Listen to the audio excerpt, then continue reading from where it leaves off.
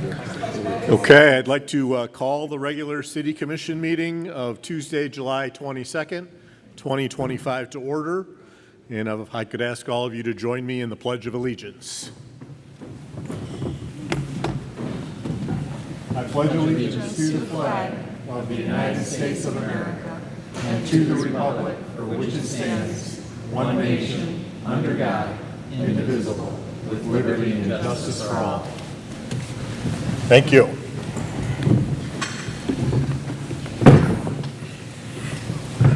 Roll call. Mayor Pro Tem Olsman. Present. Commissioner Roselle. Present. Commissioner Elder. Present. Commissioner Steinhardt is excused this evening. Mayor Paul, present. Do we have a motion to approve the agenda? So moved. Second.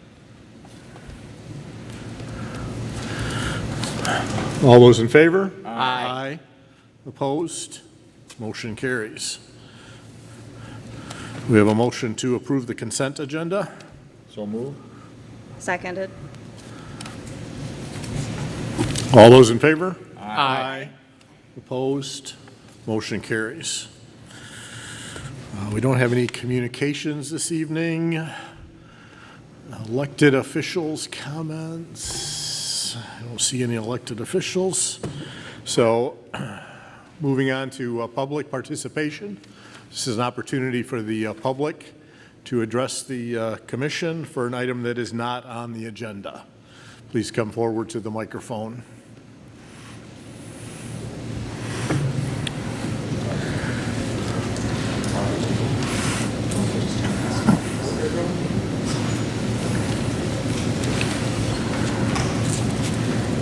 Oh, I'm not signing in. Is that okay?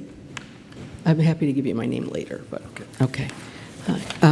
Good evening, esteemed members of City Council. Thank you for your time.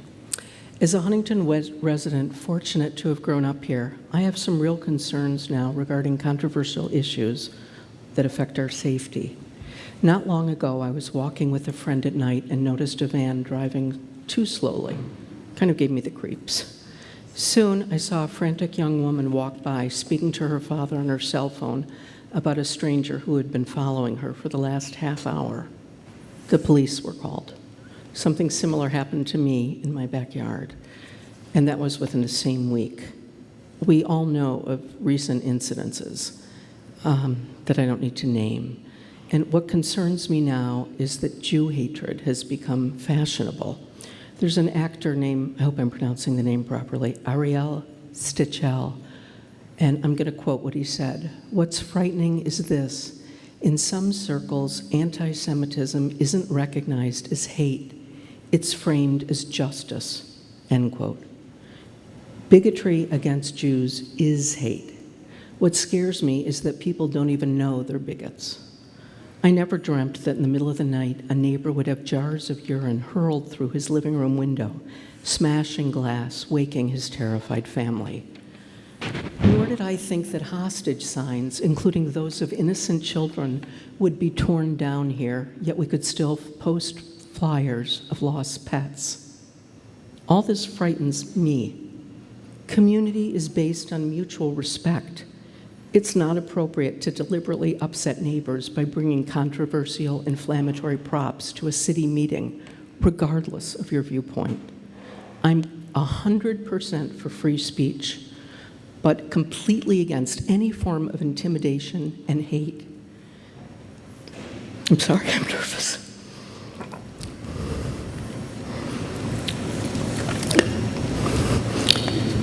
The chanting since October 8th woke me even more, calling for the death of Israel and Jews worldwide. It's in Hamas's charter, the very charter, you can check it out, and it's masked as a social justice metaphor, which is indicative of the brilliant funding behind Islamic extremism. If you follow the money, you can see this straight from our September 11th. So, to those interested in the Middle East conflict, please bring the boiling point down so neighbors aren't fearful. Better yet, please take that conversation elsewhere out of love for our city. Divisive rhetoric leads to violence, as we have had in our own neighborhoods. Worse, it also leads to murder of innocent civilians, such as those victims in Denver and Washington. People who, some of you might know me, I speak publicly all the time and I'm never emotional like this, so please forgive me.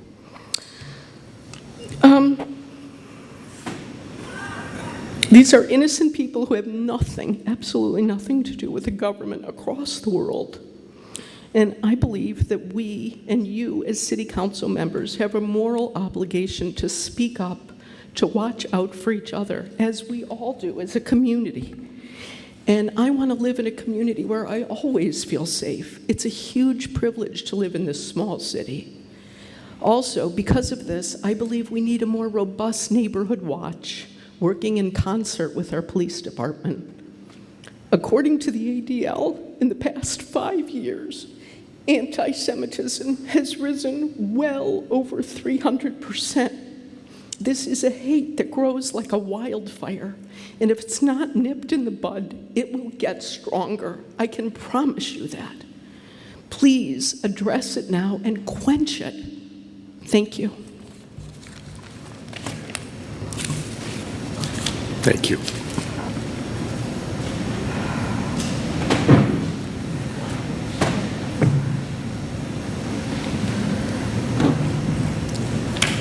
Sign in.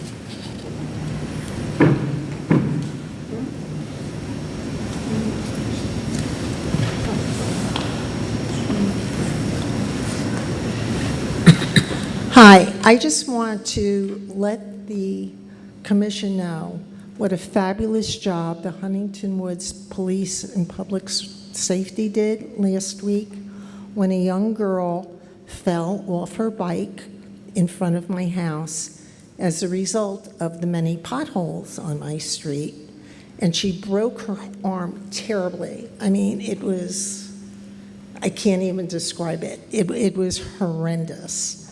And the police came, they were terrific. The neighbors came, they were terrific. And there was a gentleman who saw what happened, and he was able to get hold of this young girl's father, and he went and he got the girl's father and brought her to my house. So I just wanted you to know that there are very good things that happen in Huntington Woods, and get the potholes fixed permanently. Thank you. You want, everybody knows me as Midge Lizardi, but my legal name is Marion.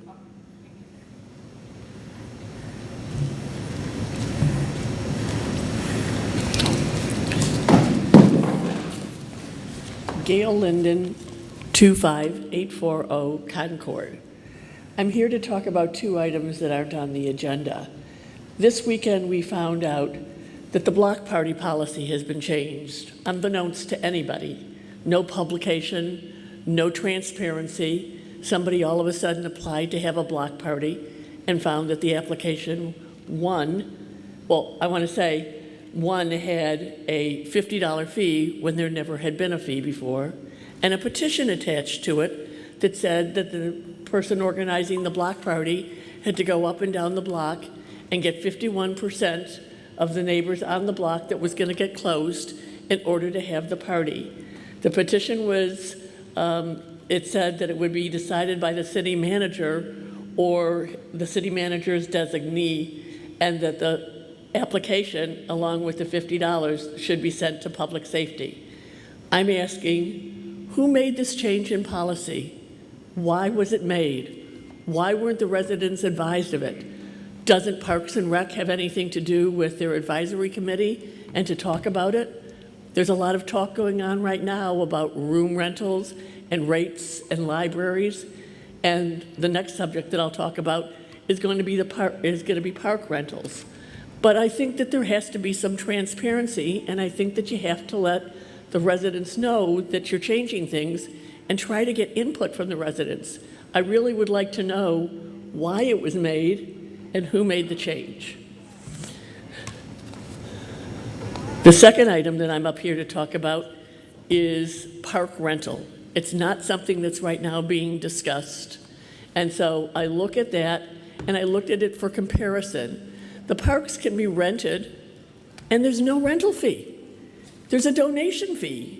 You can give 25, 50, 75, 100, or any other amount that you want to donate to it. So why are we having a rental fee to close the block, and possibly it might change not to have one for the parks? Again, if that's going to come about with parks, rental fees or whatever, will not the Park and Rec Advisory Board be consulted about the changes to be made? They're an advisory board for a reason. They've been selected by the commissioners to serve their community. Their input is important, and it's on their agenda, and people come and discuss it at the meetings. So I think that it's important to look at these kinds of things and get input as you are today regarding changes, and not just make them without transparency. Thank you.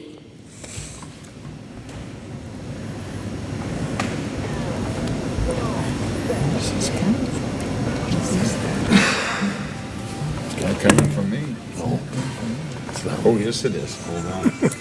Hello, good afternoon. Joe Egan, 10731 Hart Avenue. I'm on the Parks and Rec Board. I noticed that there wasn't a communication update on any of the sections, but we actually did send a communication to this group on June 27th. I won't read the full email because I think all you guys received it, but just in summary, the Parks and Recs is certainly advocating to have park staff. One thing that we're obviously very passionate about is making sure that our parks are well maintained. One thing that our group has noticed over the last couple of years is really a degradation of some of the parks in terms of upkeep. So our recommendation for this board is certainly to consider full-time staff. Right now, there is no park staff to do any of the maintenance, so we want to make sure that our parks remain a jewel of the community. So we strongly recommend that you take a look at our communication and take that into consideration. Thank you.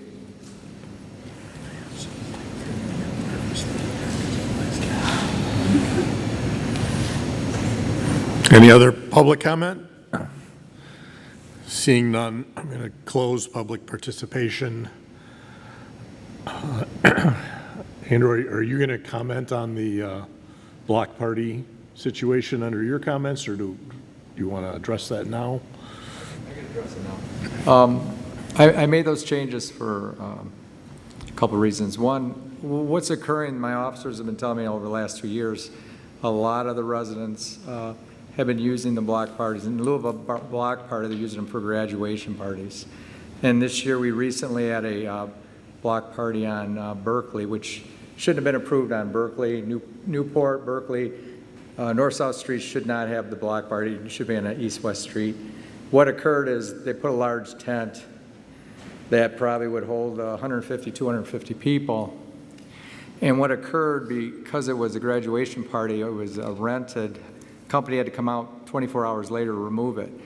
And in the policy as it reads now, you can only use a temporary tent. So because we need to be able to get a police car down there, fire truck down there, that street was blocked for 24 hours because of this tent, and we couldn't get a truck down there. The reason for the policy states in the policy as it sits now that you're supposed to ask all the residents, make sure they're aware of you having a block party, because you only get one a year. So what's occurring is if you use it for a graduation party and you're not aware of it, and then down the road other residents say, wait, we want to have our block party. Well, you wouldn't be allowed to have that block party. The only way I'm going to know that's the case is if you sign to indicate that you're aware that they're having this graduation party and everybody on your block is good with it, and maybe you'll attend the party. So that's what occurred. Prior to that, we have no idea whether the residents truly knew if there was a party going on. You only need half, 51%, so in most cases you're only talking about 12 households. The other issue is a cost issue. We're now, because of safety reasons, I instructed the DPW that I want the full-size barricades brought there, not the small little barricades. It's very dangerous if somebody was to drive through your party without protecting the residents in the street. With that being said, they are large. They will need 2 pickup trucks, or at least 1 pickup truck for the 2 barricades in each end of the street to block that off. So there is that $50 cost because I have to pay 2 DPW workers to drop them off and then to pick those up. That's where that cost was added to this policy. That was coming in the e-blast this week. We just went through all this. The first resident that just came in is what we're in the process of putting this together. I don't know, Ally was supposed to update it. It'll either be updated in the next couple of days if she didn't already today, where there's an update on there just indicating that. The policy itself actually has not changed very much other than requiring the signatures. It was always required that you ask your residents or tell them that you're having this party. And like I said, my concern was that other residents would miss out on truly having a block party because one resident may have had a graduation party. Graduation parties should be on private property. Block parties are for residents to get together and enjoy their company. However, if everybody agrees to do that, then that's fine. That's the reason for this change. Thank you. No, you can take that offline. I'm also going to make just a quick comment about the park rental policy that is on our agenda. We wanted to get through the room rental policy first, and we will address the parks next. So, all right, moving on to the first item of business is a matter of considering approval of the City of Huntington Woods room rental policy as presented.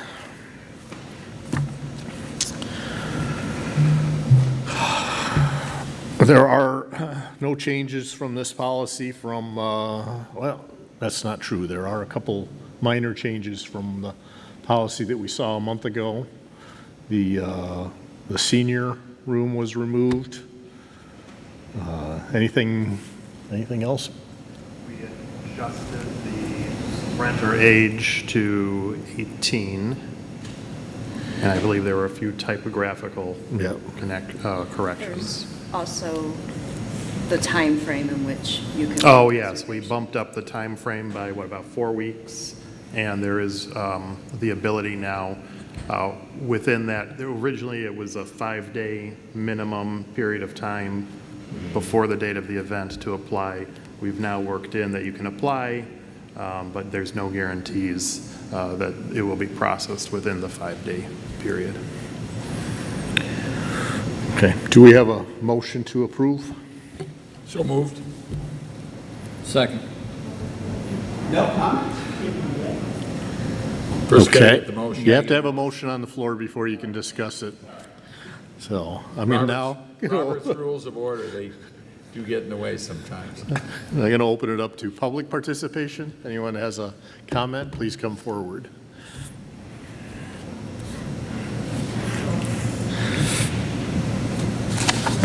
I'm Joy Reed, I live on the corner of Scotia and Nadine. I'm here to talk about the study club, which has met in the rec center and in the library for many years. We are a club that's been in the city for over 80 years. We contribute to the library with donations. We have a scholarship at Berkeley High School, and what else? Both the rec center and the library get donations from us. We are not a money-making club. And we are afraid that with these new requirements, we are going to have to disband the club because we cannot afford these prices at either the rec center or the library. Many of our members, the mean age or whatever that term is, in our club is 80. We have many people, many women on a budget, a limited income, and there's no way that we could possibly raise the little membership dues and monthly meeting costs that we have to accommodate this. And it seems a shame that a club that has been so important to the city and given so much would be disintegrated by the cost of this. I mean, it's not like it's gone up a little bit, it's huge. So we are very concerned about this. And I guess, too, I'd like to know why this sudden need for money. Is the city hurting? The rec center and library are having trouble? How can we, I don't know. I'd like to know why we had to have such a big increase. So I guess that's it. Anything else, ladies? Okay, thank you. Thank you.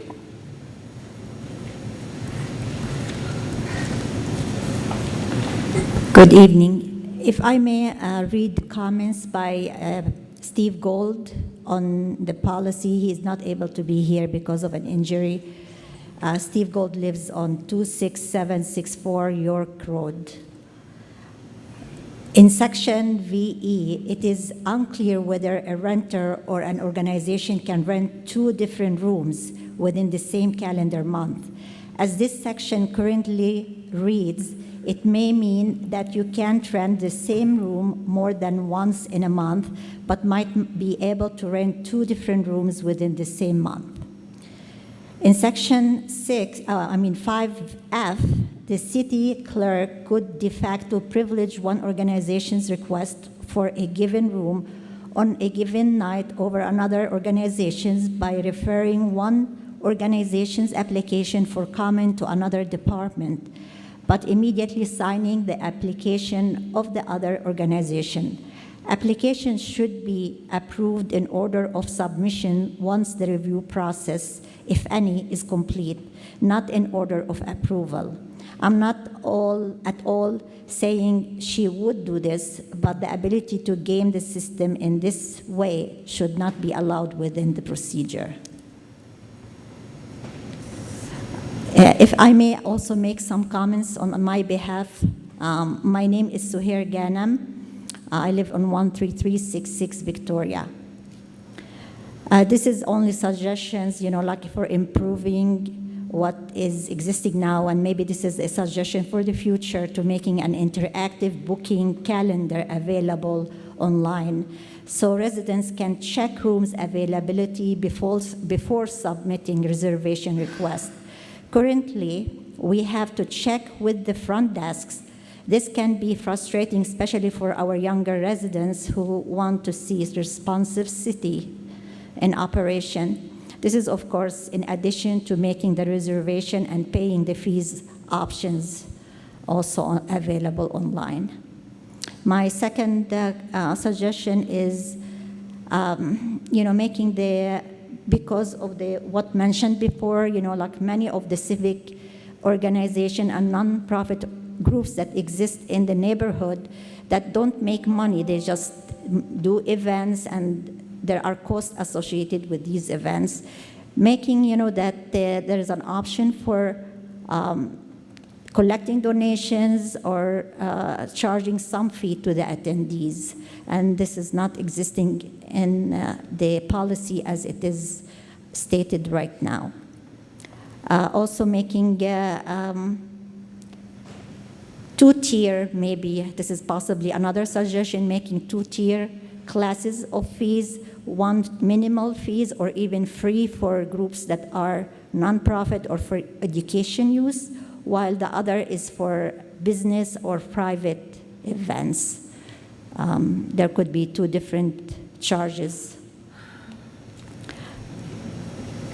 The last point I want to make is under section 6 section 4, prohibited uses. I think we need to state explicitly what are the prohibited, instead of referring to city, state, or federal laws, like many of us don't know what are these prohibited laws. I think we need to be explicit. That is all what I have. Thank you so much.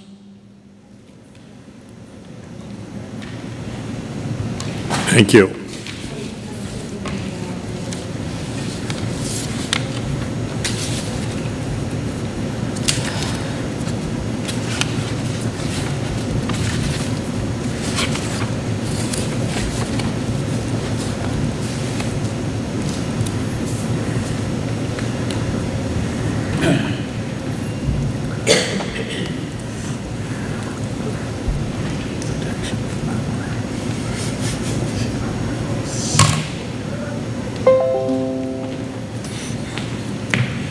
Good evening. My name is Jeff Spakarski, 10155 LaSalle. 2 things. In Section N, the cancellation policy, the The city reserves the right to cancel any room rental for any reason on its sole discretion. Once an approved room has been rented in one of our facilities, I don't see anything in here when you also look at Section 7 that gives any right to appeal, no right to disclose why that previously approved rental has been rescinded. So I'd like to see that addressed.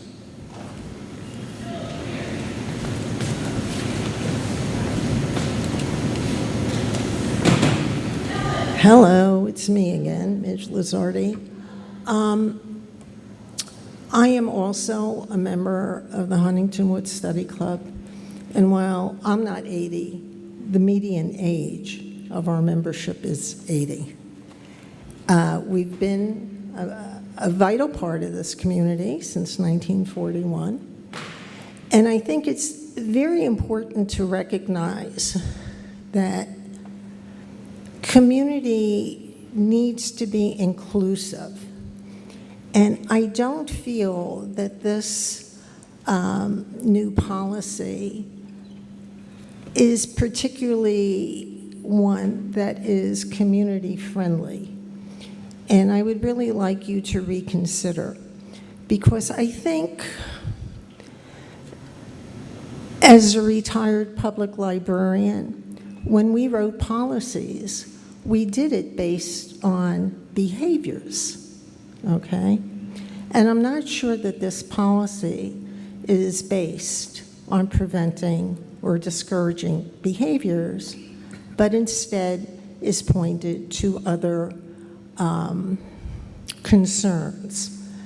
So I would say that I would like you to reconsider looking at this policy. It would be onerous for the Huntington Woods Women's Study Club, and you would be destroying community as opposed to building community.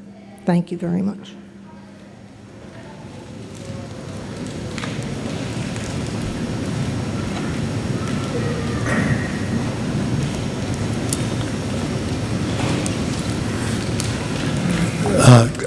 Good evening. My name is Don Greenspan. I live at 26627 Meadowcrest Boulevard.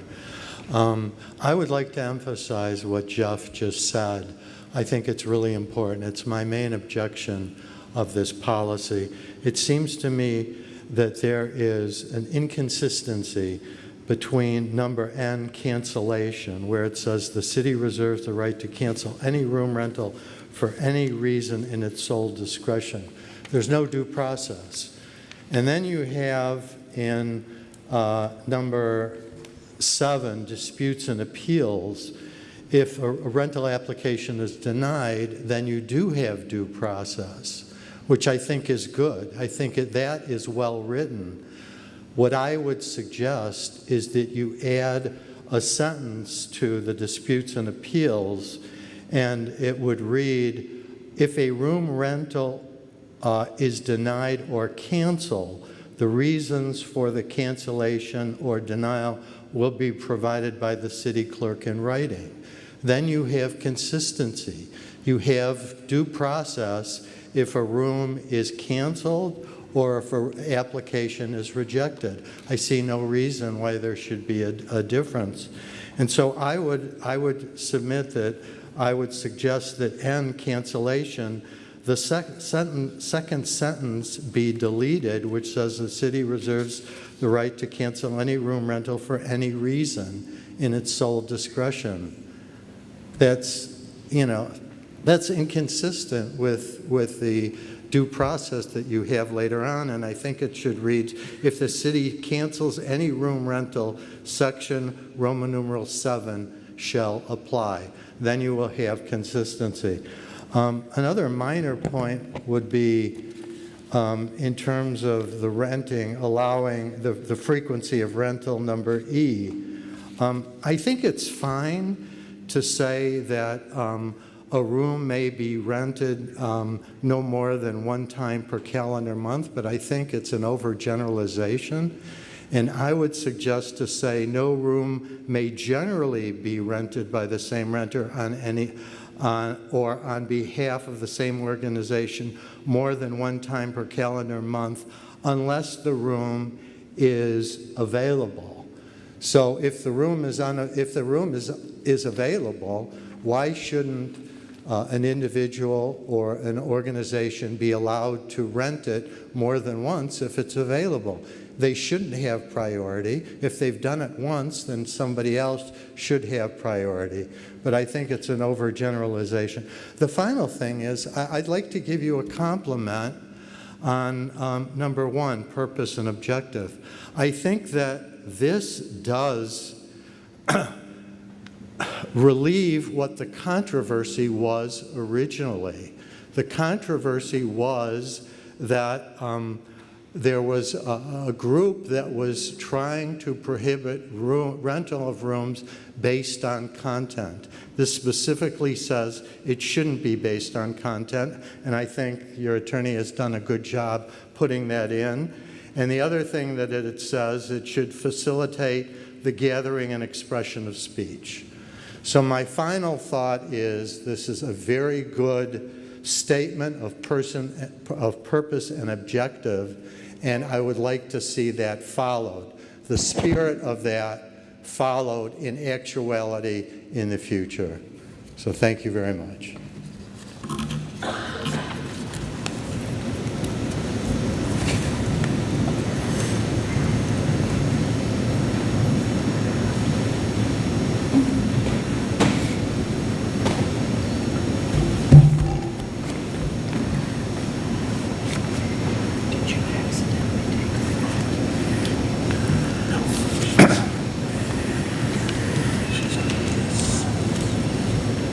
I'm back and it's on the agenda. I've made my point before that I really wonder why there is centralization for this policy, but I realize that's going to happen, so it doesn't really matter. I think Parks and Rec and the library very well represent knowing what's going on in their buildings. It does say that the city clerk will consult with the Parks and Rec or the library in order to do it.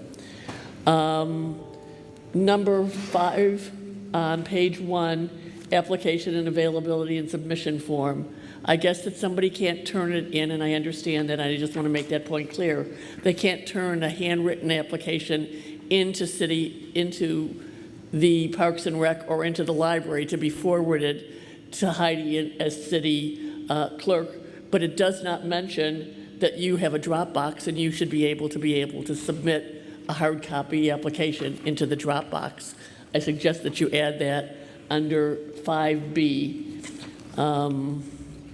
People have already talked about the frequency of renting, and I think that it's a very good point that if the room is not being rented, that it might be able to be rented again, by the same organization. Sometimes people will change who rents it, but the same organization rents it.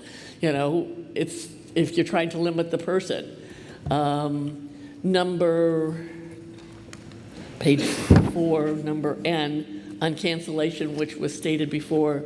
The beginning of that starts off, cancellation by a renter shall be made at least 2 weeks in advance of the reservation date unless the event is rescheduled. It doesn't talk about the money that they had to put up. Is the money being refunded? It needs to be addressed in this particular part. The only time it was addressed is at the end of the thing, that if the city canceled it, the money should be refunded and the security deposit shall be returned to the renter.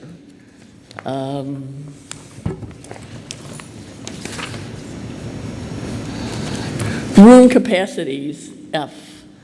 They should be adhered to. I think that it should be available to the residents or whoever is renting to know what the room capacities are, rather than to find out, I want to do this and this room is too small for us. So, for example, I'm very active with the Huntington Woods seniors, and we meet on Sunday mornings in the senior lounge. We outgrew the senior lounge because we had more than 17 people, and we had to move to the warming room. We've moved back into the senior lounge, and we were as high as 12 this last week, and if we get more, we're going to have to move again. But I think people should know what the capacities are for these particular rooms. I am glad that they took the senior lounge and the corner room off this particular policy, and those are going to be totally handled, I've been told by Tracy, by Parks and Rec, and will not be going through city manager or city clerk. What I wholeheartedly support is I want to know, and it's not an answer that you can give me, and I didn't get a chance to ask Tracy when I talked to her earlier this week about some of these changes in the policy, just what kind of revenue is brought in by the rental of these rooms. Because I'm telling you, what you've done to the room rental rate is going to cancel many of the rentals that you have. We're here on Sunday, and people are having in the multipurpose room a birthday party for a young child, and they're having half gym for an hour. You have a policy that is 5 hours, one flat fee. They can't afford a $450 or a $400 rental for the half gym and a $375 rental, or excuse me, you changed them. A $400 rental for, $300 rental for a half gym and a $250 rental for the multipurpose room for a kid's birthday party. They're not having it for 5 hours. They don't need both of those rooms for that. You had an excellent sliding scale between a half an hour and 5 hours. I suggest that you go back to a sliding scale. You did lower your prices at 5 hours, but you've only offered it to people for 5 hours. I think in some of these groups that are talking about, whether it's the study group or Seed and Sod or whatever else, they get together for an hour and a half, 2 hours. They can't afford the 5 hour room. They can't afford sometimes the 2 hour room. Things have to be, worked out of that. But I really think you really need to evaluate a sliding scale or a lower, level so that you will not lose revenue because people will not be renting. I think the only one who really, and there may be bar mitzvahs here or birthday parties or whatever else, but I think the only one that really keeps it late into the night is Men's Club. And, whether it's a rental or not, they need the time. But other than that, most residents, for whatever purpose they're serving in doing a room rental, don't need a 5 hour rental. And I'm questioning whether that 5 hour rental, when it says set up and clean up, that's the renter's time in the room, not the fact that a custodian is coming in and setting up tables and a custodian is coming in afterwards and taking down tables. I take it that the 5 hours is the time that they're being allowed in the room between setup and walking out from a clean room. I thank you for listening. I think that you've done a good job in some changing, but I think you really have to reevaluate the room rental rate. Thank you.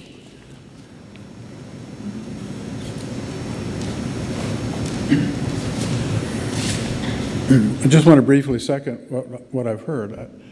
I would think that the city would want to encourage participation and engagement of its citizens instead of sort of mentality that seems to be focused on containment and control. And I think we would all be happy if our rooms were always busy with people talking to one another and engaging in discussions and doing presentations. But the whole culture here seems to be, no, we want to keep that under control. Thank you.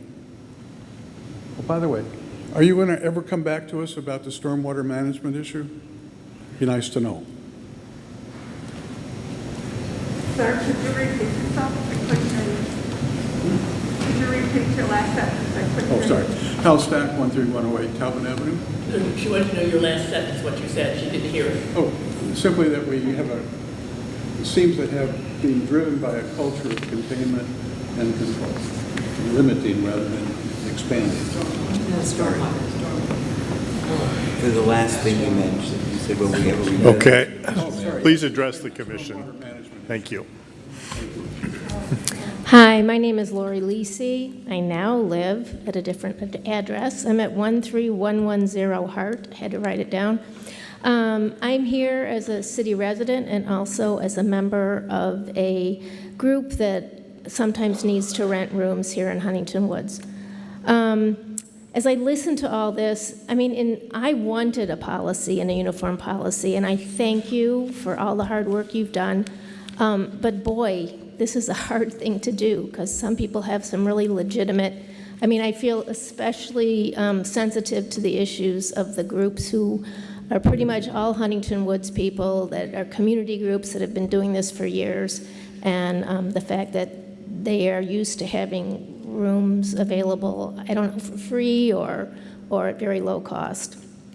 Anyway, moving on. My thanks to you guys all. I appreciate the content-neutral nature of the policy. I appreciate the fact that groups with members from Huntington Woods and other communities are free to use our facilities, provided that the rental request comes from a resident and that a resident attends. I did notice some differences. I appreciate the clarification that electeds can hold town halls and coffee hours in city facilities, and that the prohibited activities are more clearly defined, that they relate to fundraisers. I thank you for the changes to the timing of applications, that there's more lead time allowed to reserve a room, and more discretion for a last-minute rental application if the room is free. With respect to, there's a provision that talks about room or building-specific policies that can be put in place by the Parks Department or the library.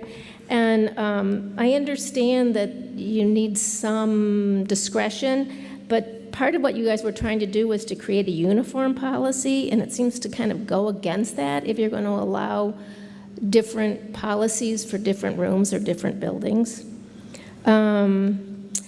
I would also like to address the rates. I think the library rates are similar in here to what we have been paying. But we have outgrown the library room, so we were really hoping to use the rec center, and those rates would be prohibitive for us. We could not use the rec center. And I also had the same idea that our group doesn't need a room for 5 hours, so it would seem to me that rates, a lower rate for 2 hours or 2.5 hours would allow more groups to use those spaces.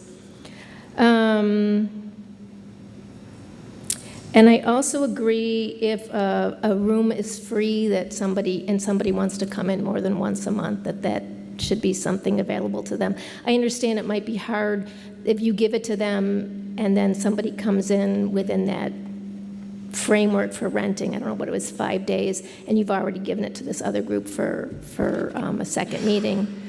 But it seems like if it's sitting there free, that it should be available to a group that could use it twice.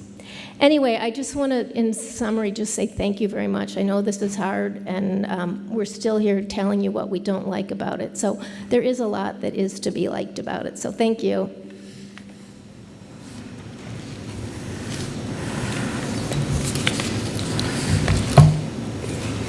Mark Shostak, 26051 Hendry. I agree with the last speaker. I think there's a lot to like about this new policy. I think thank you.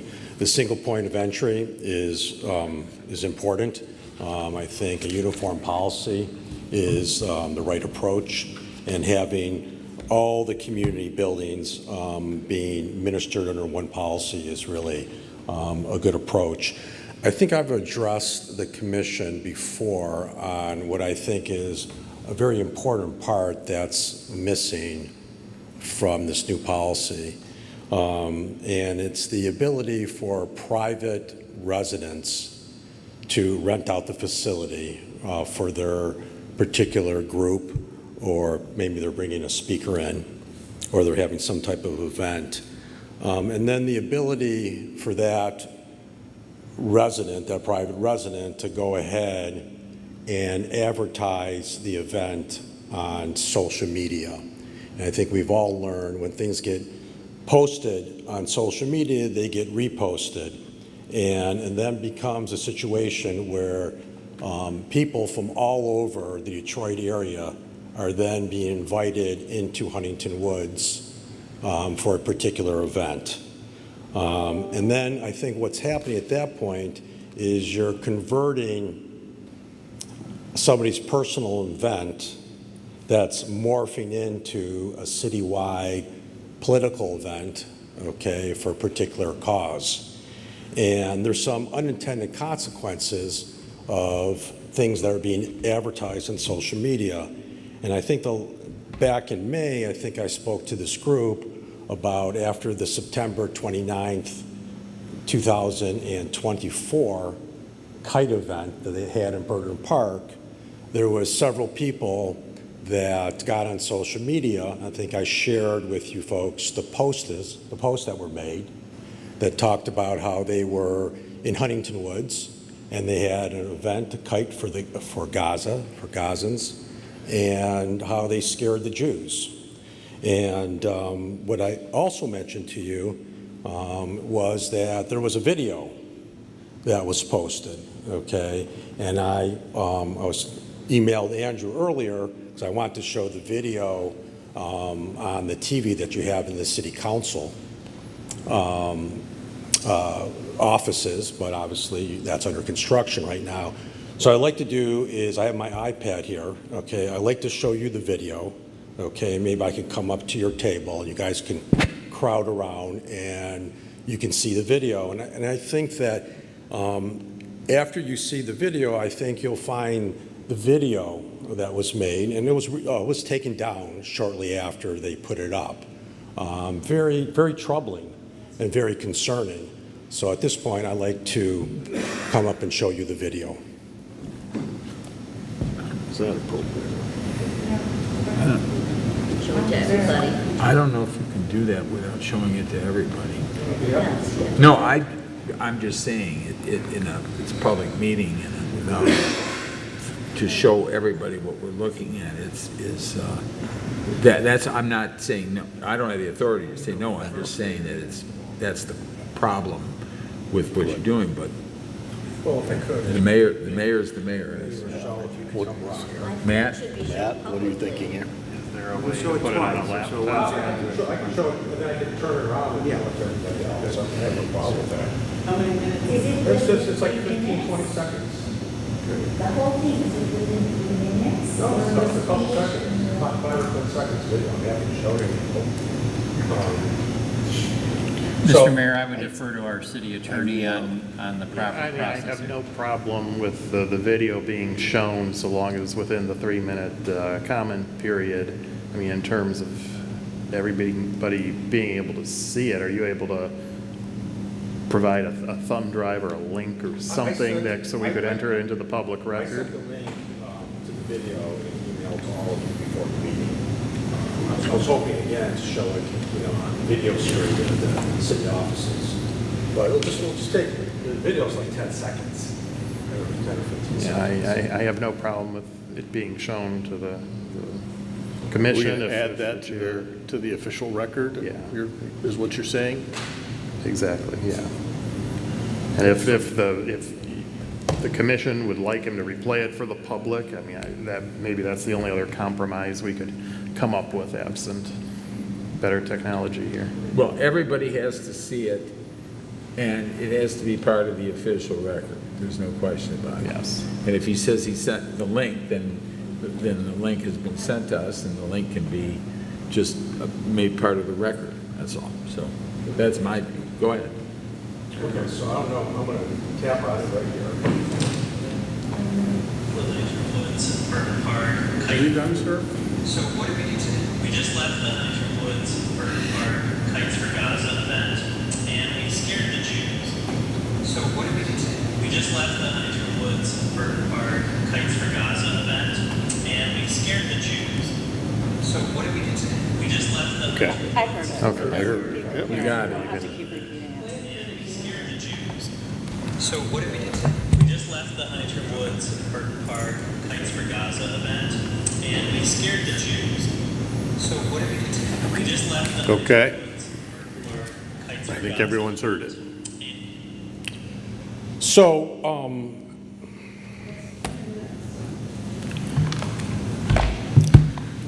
I think the city of Huntington Woods has a responsibility to protect the First Amendment.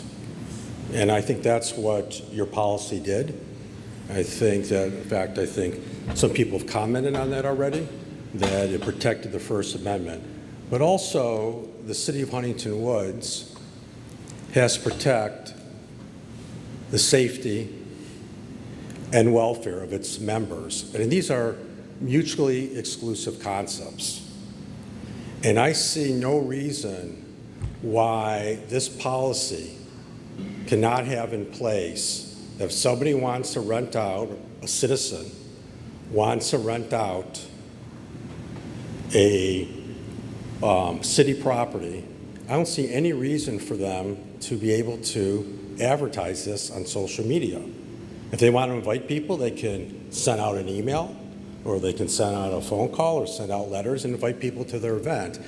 And this is the dangers of social media, is something gets posted on social media and then gets reposted, and before you know it, Huntington Woods is now a gathering place for people outside the community.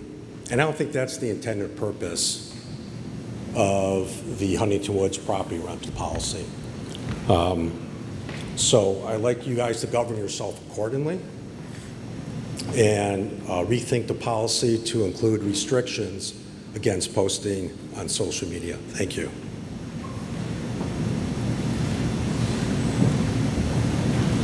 Mr. Shostak just reminded me of another potential policy you may want to consider.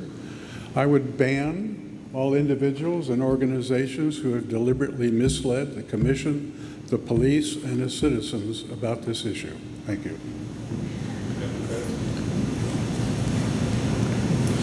Thank you. Asher Lopatin at 13345 Victoria Avenue. I'm a rabbi in the community of Kilat Etz Chaim, and I have many congregants, most of them in Huntington Woods. I just want to back up what I've really been hearing today in this wonderful meeting. Only been in Huntington Woods for 7 years, so I feel like I'm a newbie. But what I've been hearing in this meeting and what Mr. Shostak mentioned, how important it is that this is a wonderful community of Huntington Woods, and that we can have conversations and we can have events together, and to keep that special nature of who we are as a community. We need that sense of security, that we are a community, that we are looking out for each other, that we have each other's back. And I think, therefore, the idea of limiting how these events that you have here, that citizens want to have here, and not spreading it out on social media, and really keeping it something, yes, of course, we can invite people from outside. Huntington Woods is very welcoming, but really that the idea is to keep that very special and secure nature here. I mean, I'm a Jew. I wear my kippah. I'm very happy here. I feel secure here. But that's really very important to keep, and it's something so special about Huntington Woods and so precious. And the more we can keep that, the more conversations we can have, and we can disagree in a beautiful way and grow from that. But it's so important to keep that special nature here, and I think that really reconsidering and considering that idea of not letting it be put on social media, to really keep it a very all events here have to have that Huntington Woods flavor that really keeps it safe, secure, friendly, and neighborly. Thank you.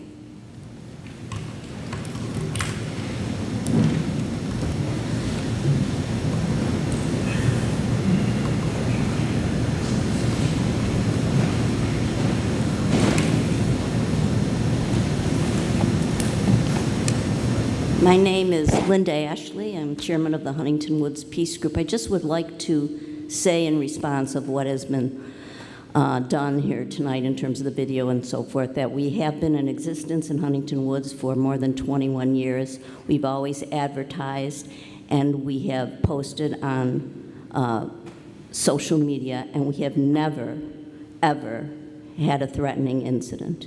And that's something very important for you to consider. That's it.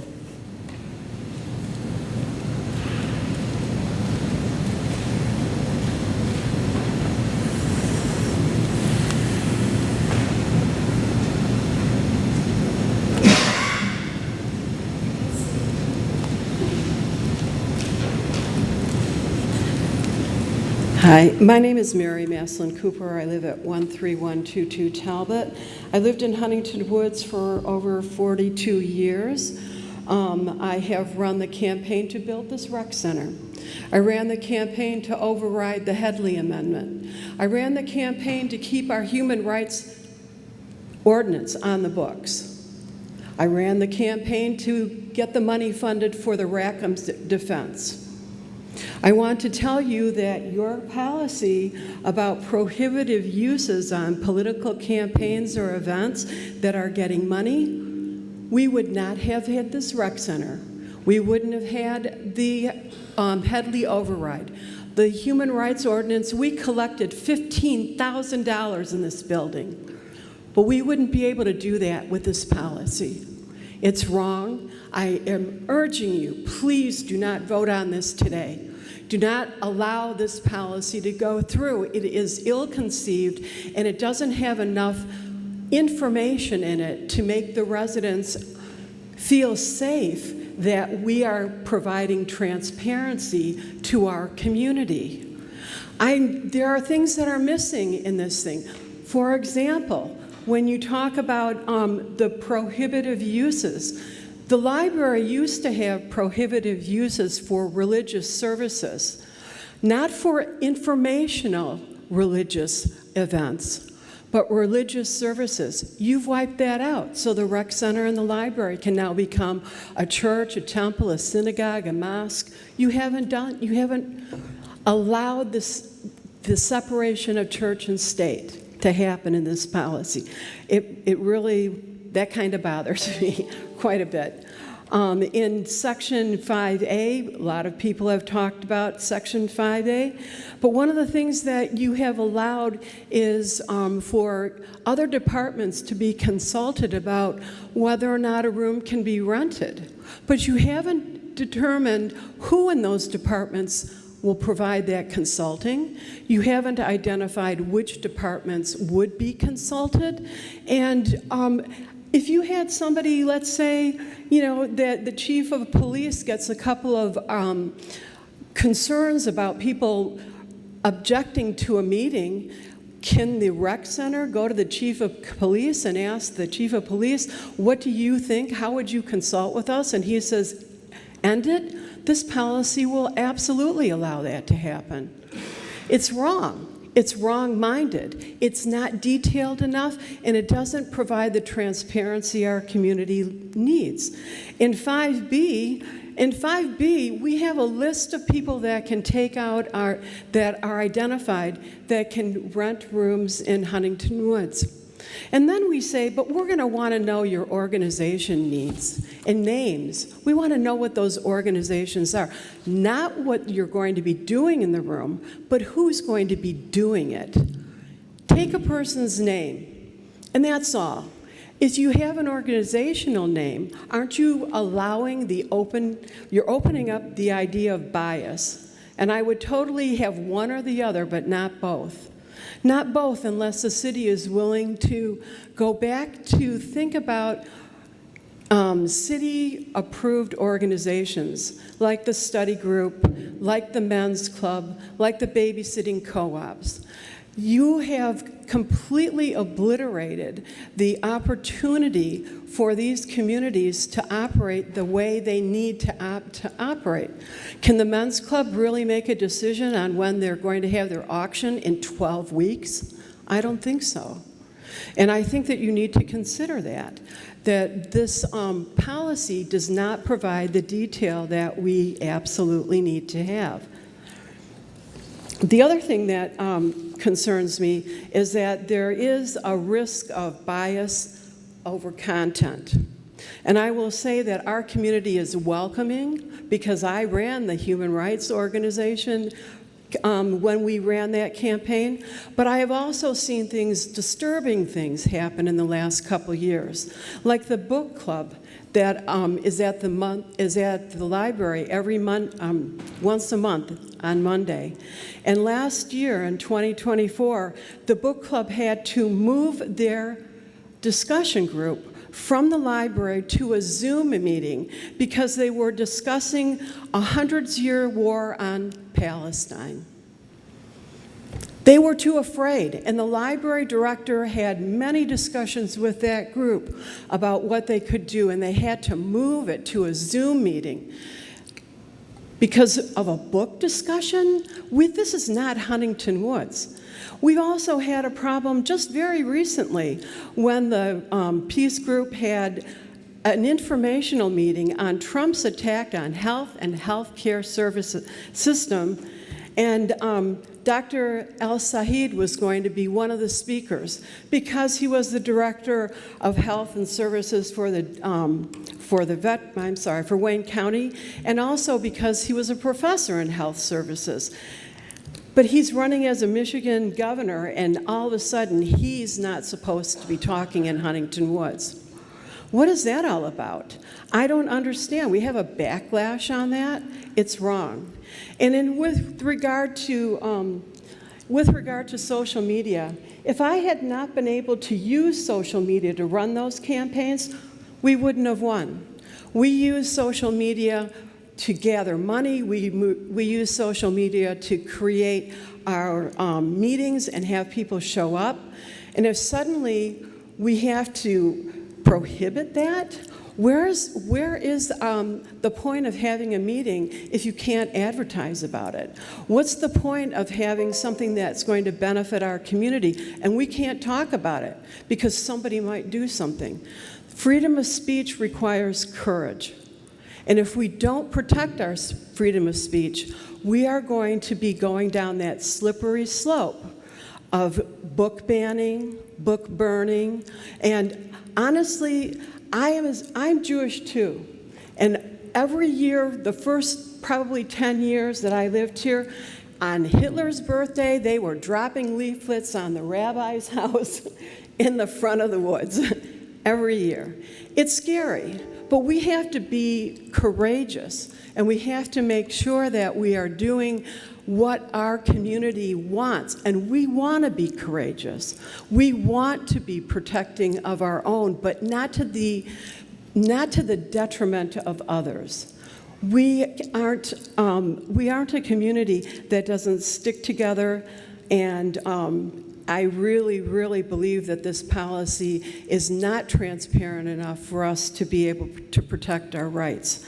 You know, the denial criteria is so vague in 5G, and it talks about the conflicts of city administrators and city needs, but it doesn't identify what that means. And also the idea of the frequency of use, I agree with what you were talking about. She's not here anymore. What she was saying about that, I really think that it needs to be reconsidered. There's too many holes in this policy.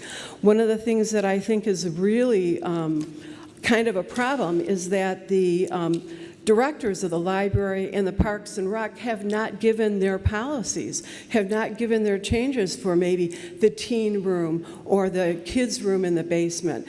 They haven't given the capacities of the room either. I mean, how does anybody know what to choose if it's not in a policy? And the form itself should be part of your policy and procedures so that you know that the outline that we have in Section 5 has been followed through and the language in the form is not biased, particularly when we start talking about organizations. Why do you need to know that? If you're abandoning organizations that are approved by the city, why are you asking for that information on the form? I don't understand that. Do one or the other. You can't have it both ways because one opens up bias in decision making. And I'm not saying that our city clerk is going to be biased in the decision making, but she's not necessarily going to be the person making that decision for the upcoming years. And you have to think about 7 years ahead. You have to think about what does this mean 7 years from now? How is it going to affect our community? This is a very wrong-minded policy. And if it's not broke, don't fix it. There are so many things wrong. The schedules for fees are wrong. The way that the rooms are identified are wrong. You only give some of the rooms, not all of the rooms. How do the city residents know that the senior room or the teen room might be free to certain people in the community? When you have a section in there that says minors need chaperones, have you identified what a minor is? Is a minor somebody of voting age, or is a minor somebody of drinking age? Maybe you need two of them. One where an event doesn't have alcohol and one where it does. These things, I just can't tell you. There are so many things wrong with this policy. And I urge you not to vote for it. It needs more consideration. It needs more thought. It's a good start, particularly that first paragraph. It's a great start. But the rest of it falls apart because there isn't enough detail and there's not enough transparency. Thank you.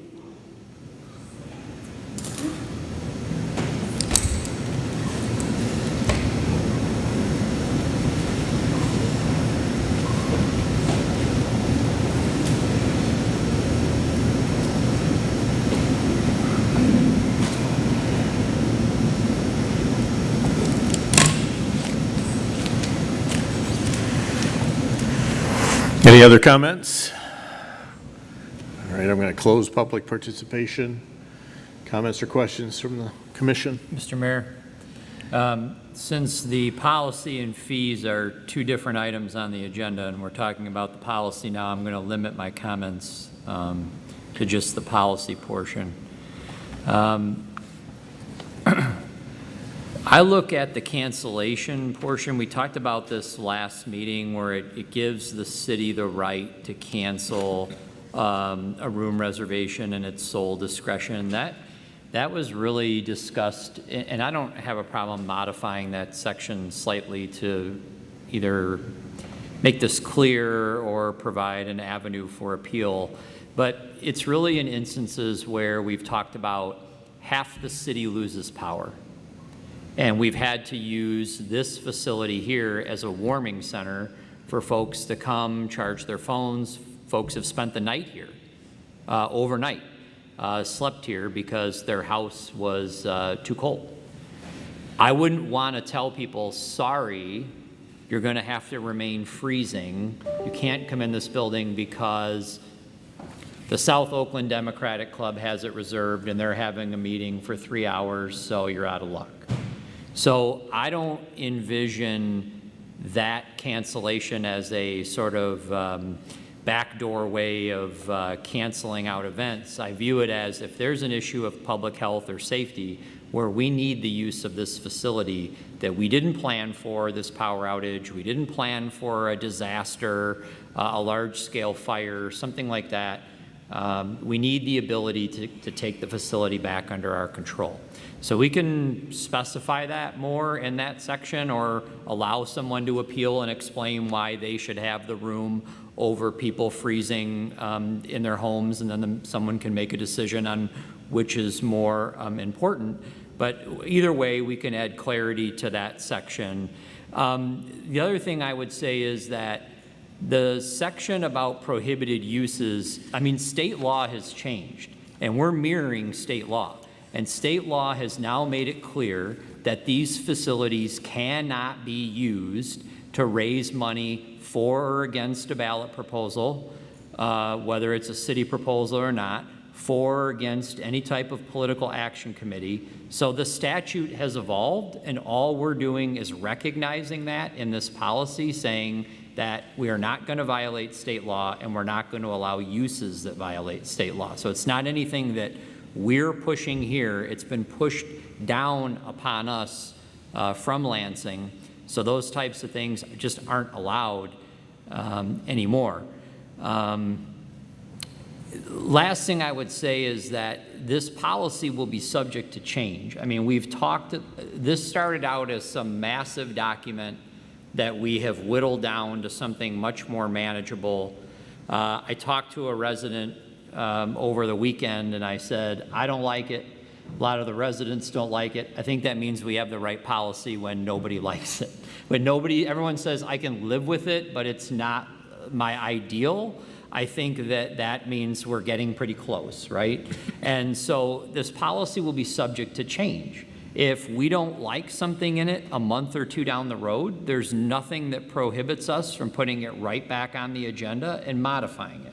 If there's clarity that's needed or something in a particular area that's not working, we can fix it. This is not irrevocable. This is not anything that takes a lot of effort to change. If it's not working, we'll bring it back and we'll fix it. In terms of the capacities, it's my understanding that the city staff is developing alternate room configurations. So if you want to rent the Knox room in the library, configuration A is just chairs. That's one capacity. Configuration B, well, we'd like tables for people to take notes. Okay, well, you're adding tables, that reduces the capacity. So there will be made available, hopefully eventually online, the configuration of the rooms that are available for rent, and then what the capacity is for each configuration so that folks know going in what they're allowed to have in terms of the number of people. So those are just a few items that I wanted to comment on. I'll save the fee comments for this next item on the agenda. Thank you. Okay, thank you. Mr. Mayor, I agree with Joe's comment about separating the rates from the policy, and I will say that I've heard enough tonight from the residents that I agree that the rates have to be readjusted so that there is a graduated fee, and if somebody's renting it for an hour, they don't pay what somebody would have to pay if they were going to have it for 4. And I think there has to be some fine tuning of that, but that's a separate issue. You know, there's no perfection here.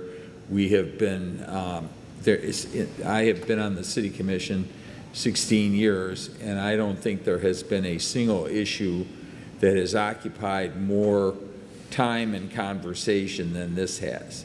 And for a good reason, because it's real important, because you're talking about First Amendment, you're talking about public safety, you're talking about perceptions of public safety, you're talking about really serious topics. Therefore, there's a lot of real serious conversation. There's been no rush to judgment here. Like Joe said, when this started, we had a long-winded policy that our city attorney crafted, and he doesn't do this in the abstract. He represents other municipalities. We're not the only people dealing with this issue right now. Nothing is perfect. Things can be fine-tuned going forward depending on how it's applied and how things work out. The one thing I do agree on the issue of the cancellation, I agree with, I believe it was Mr. Greenspan that addressed it, that if you're going to have a policy that lends itself to discretion on the part of the city manager, then sudden cancellation may also, or should also fall into that category, that there's got to be some mechanism to appeal it. But I do also want to say that everything we're talking about is public. Everything we're talking about belongs to the city of Huntington Woods. We're a city manager, runs city decisions about what happens or what goes on. Somebody has to be able to make that call, and it does seem appropriate that rests with the city manager. It's not willy-nilly. There are standards. The arbitrary and capricious standard is there, which is a legal term. It can't be because I don't like them, or because I don't like her, or I don't like him, or I don't like it, or something like that. But I think there has to be some ability. And I think we should go back to how this whole conversation started.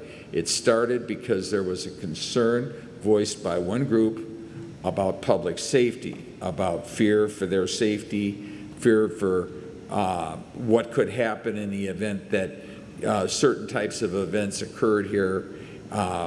That's what originated this entire topic. And I think that there has to be, if the city manager in his discretion looks at a situation and says, this is a recipe for disaster, I don't think he has to just sit there and let the disaster unfold. I think the ability to cancel, there has to be some mechanism, some power for that. Now, do I agree that there should be, if you're going to give it to the denial of a permit, you give it to the same reason, you give it to the same decision to suddenly terminate or cancel an event?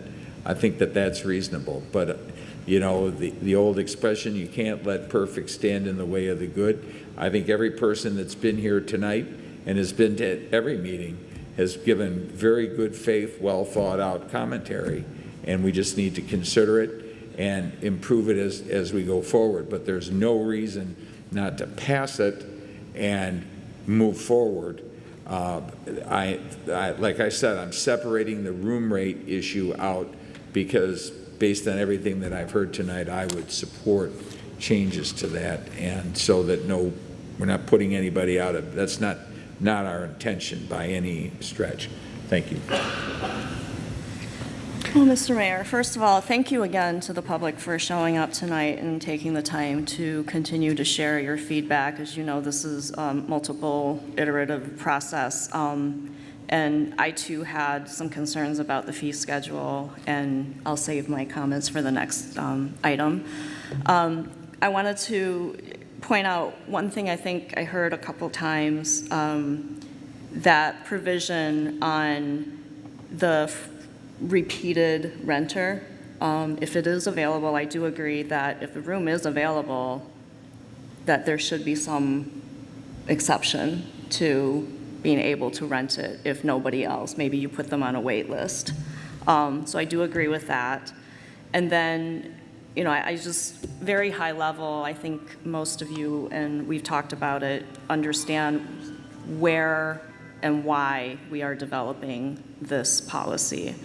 And the intention of this policy is to provide guardrails and guidelines so that it's consistent, that we're trying to get, you know, non-content regulating rules that are supportive of community, of residents being able to use a shared space, but in a respectful and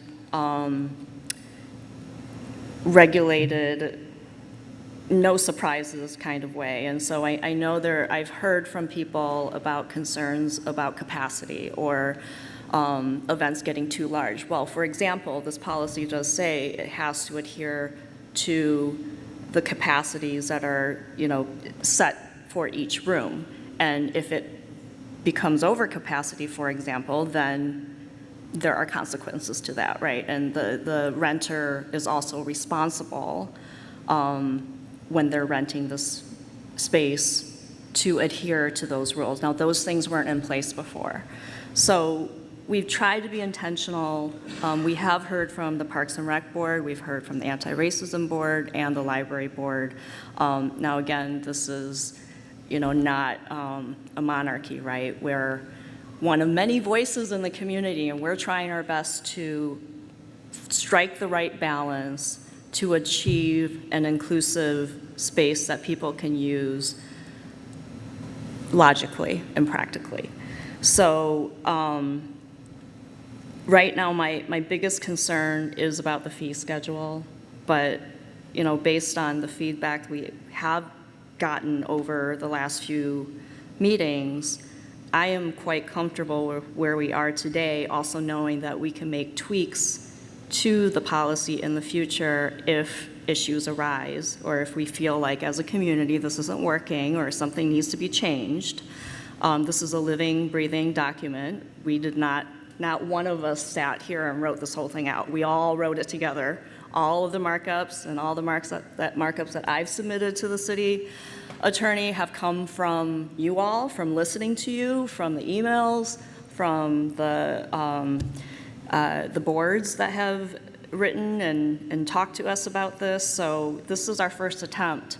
And getting something done. Like if we I agree with Commissioner Olsman again, that the perfect is our biggest enemy right now. Like if we keep trying to perfect this, we're never gonna get to a point where we can try it out, right? And I think it's a starting point. So I'll,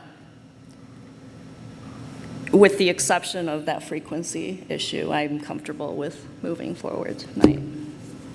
I think over the course of the last 6 months, we've worked very hard at simplifying this policy, doing the best we can to make it readable and clear to the residents. And I also agree it is a great starting point. I don't think we have it perfect yet, but it's a very, very good starting point.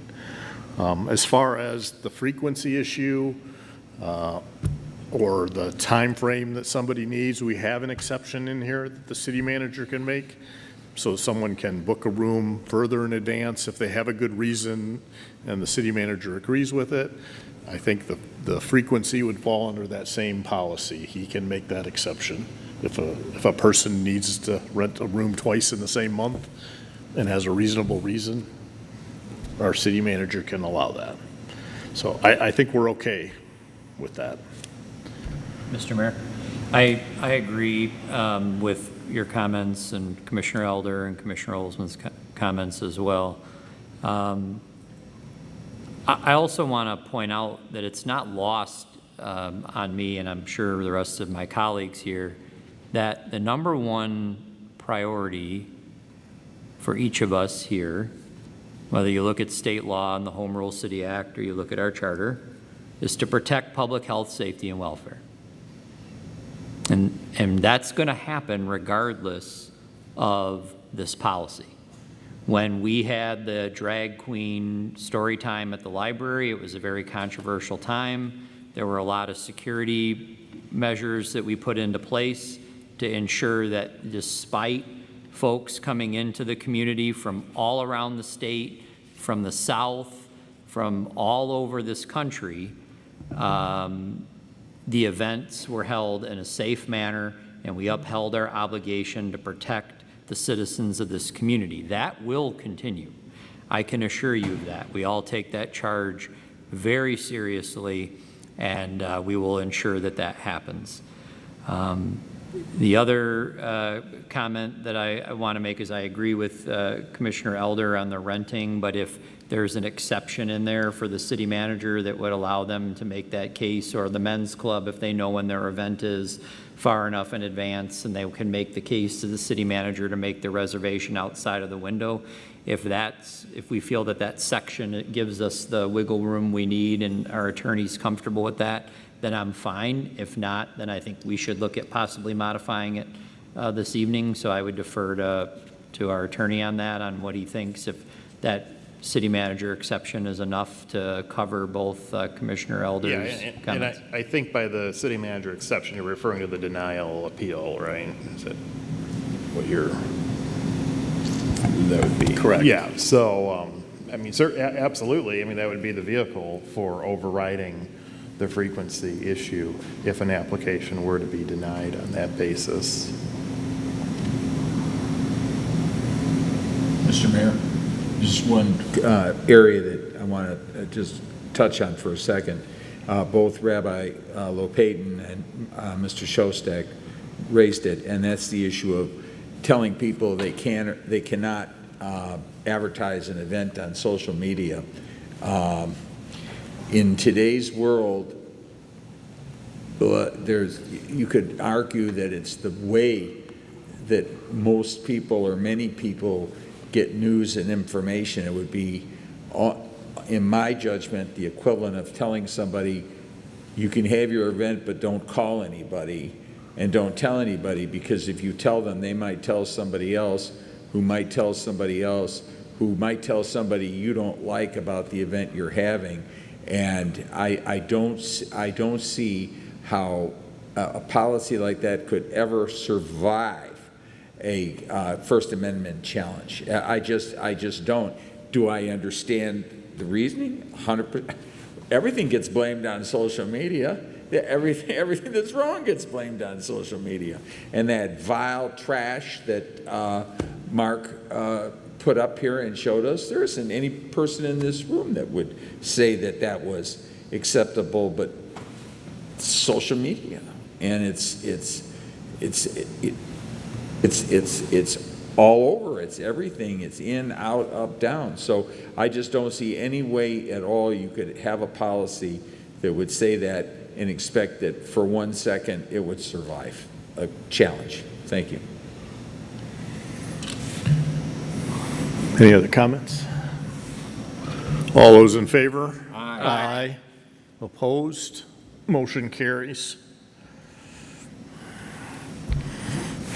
Moving on to item number 2 is approval of the Gillum Recreation Center and library room rental rates as presented. Mr. Mayor, I'll make a motion, but it's only going to be for the purposes of discussion, subject to later withdrawal of that motion. So I'll move approval of the rental fees as presented for purposes of discussion. Can I get a second? Or I'm happy, Mr. Mayor, to withdraw and not discuss it. I will second it as for well. the purpose of discussion. Right, or we could just not discuss it. Second, and I'd move to table. Well, We have to have rates.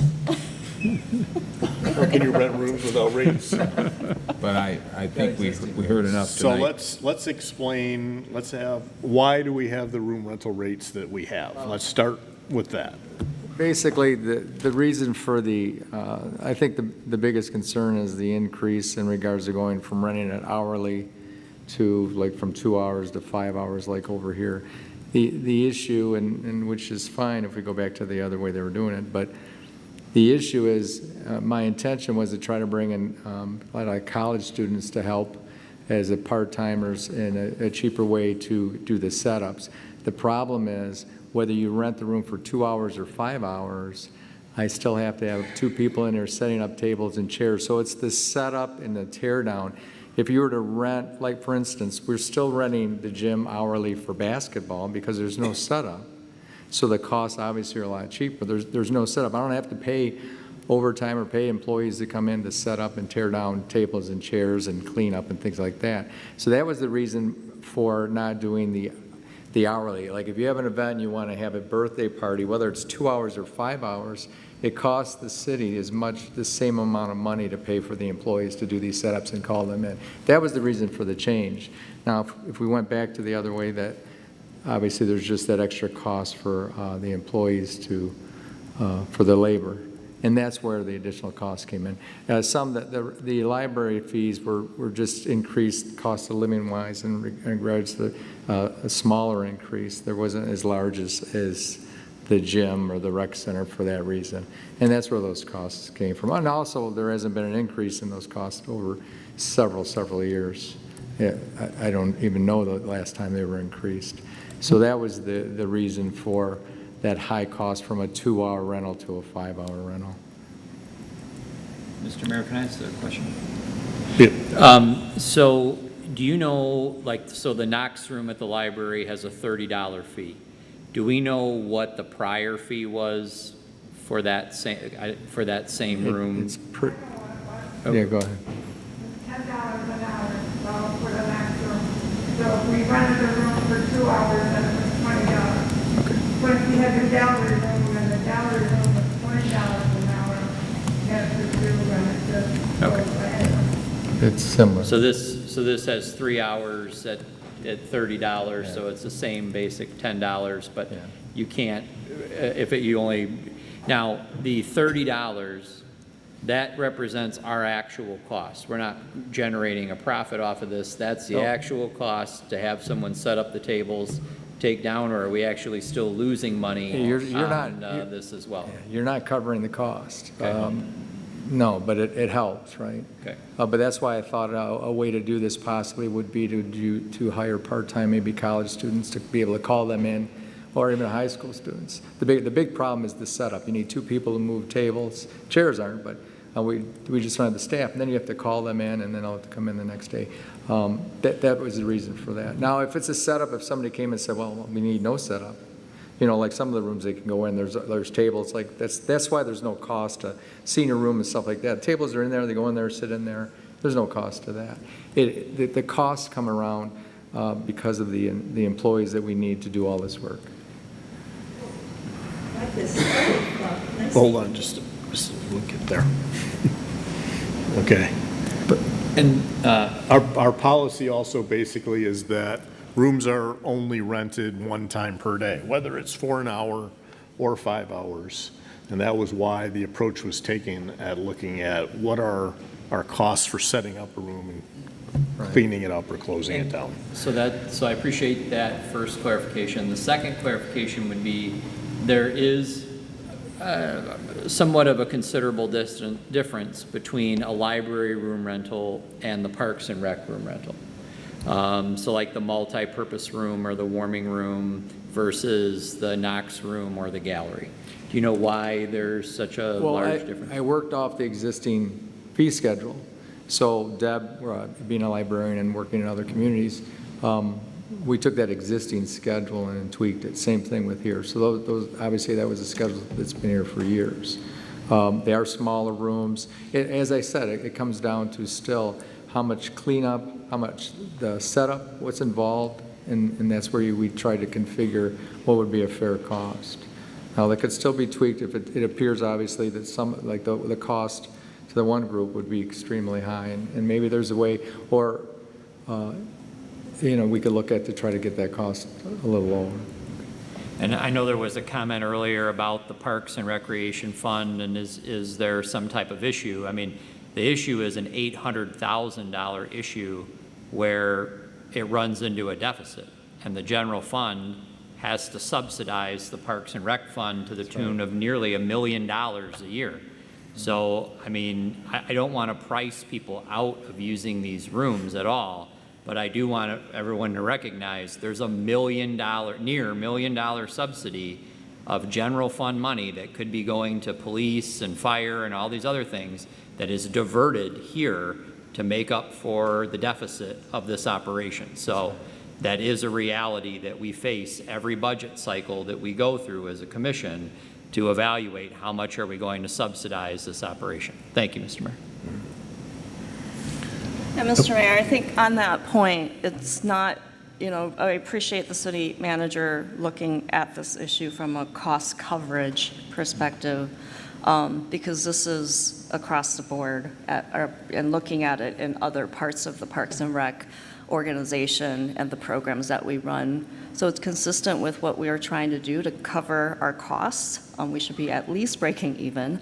But, tonight I really appreciate some of the comments, especially about the fees. And I'm wondering, how do these room rental rates compare to our neighboring cities? I think it would be helpful to see what ranges of rates the other public libraries charge, what other cities charge for room rentals for things like birthday parties. And if there is any way, I can appreciate the comment about I don't need this room for 3-4 hours, I just need it for 1. But I think that would be really helpful to just have some data to understand, okay, this is our cost, but what is the market rate of like cities that have these kinds of services. And I don't know, I appreciate the study club's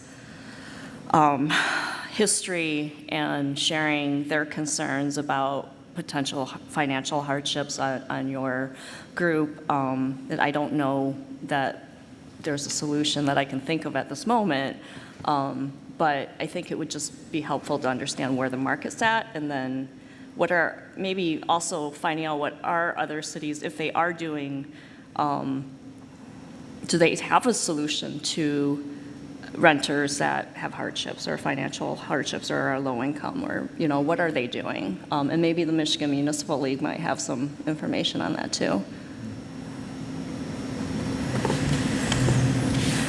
So before I open it up to the public comment, I think the biggest issue that I see on the room rental rates is the multipurpose room and the warming room at $250 compared to a Knox room or a gallery room at $30 or $50, because they're similar size rooms. And I understand that there's more setup in those rooms, but I don't, compared to what you might have to do at the library, and that's what's driving that. But for the sake of establishing some rental rates, I'd like to see those two rooms lowered tonight, and then we can do these we can see what neighboring communities are doing and continue this discussion and tweak these rates going forward. I don't really see a problem with the full gym and the half gym. There's a huge setup if someone's renting those, and we should be. We're not making money at the $300 and $400. We're trying to cover that cost of the setup and tear down. And cleanup. And So cleaning. if we do nothing tonight, if we table this at some point, we reach that idea, the rates that are in force now would apply and be covered with this policy we just adopted.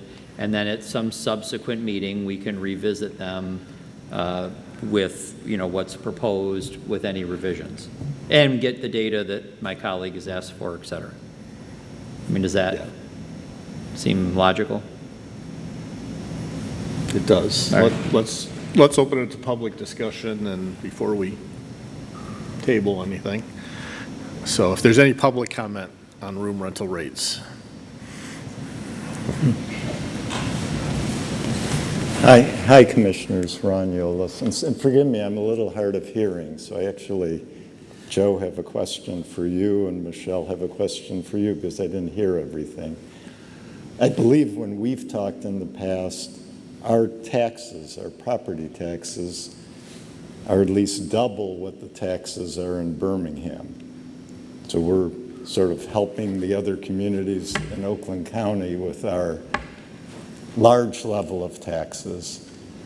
And then I didn't hear earlier if there was any anticipation where non-residents coming into our community to use our facilities are going to pay a larger rate than residents, particularly if they're taxing the police and security and protection.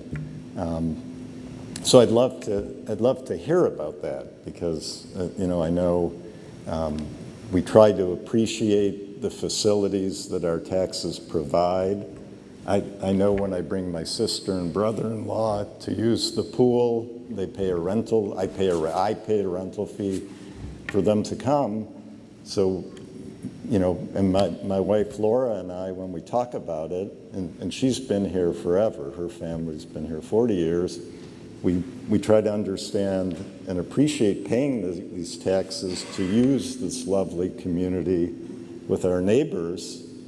So, and we justify it that way. We say, well, yes, there's 2,200 of us here in Huntington Woods, and we're paying double, or I think it's really 2.5 times Birmingham on the millage, but boy, we have a nice library, and Burton Park is nice.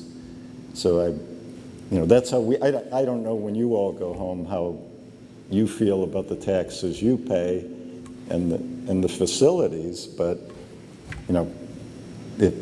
if people are coming from outside of Birmingham and non-residents, I'm happy to pay for my brother-in-law and sister-in-law to use the pool, but I want other non-residents to contribute, particularly if there's $1 million from the general fund going to subsidize all this.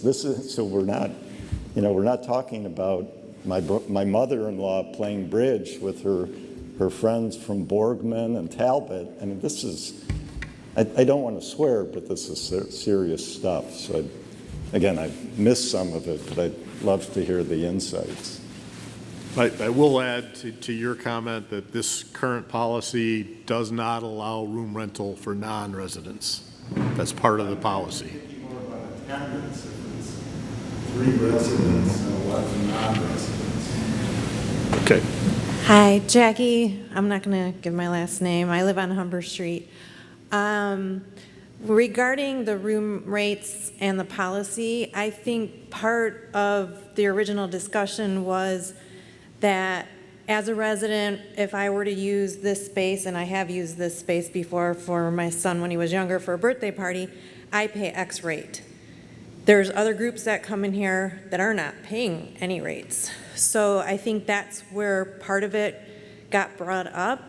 And then to kind of, I feel like it's washing it down. If you're saying, well, this group only has to pay this much, but this individual person has to pay this much, I think we're defeating the whole purpose of the room rental policy.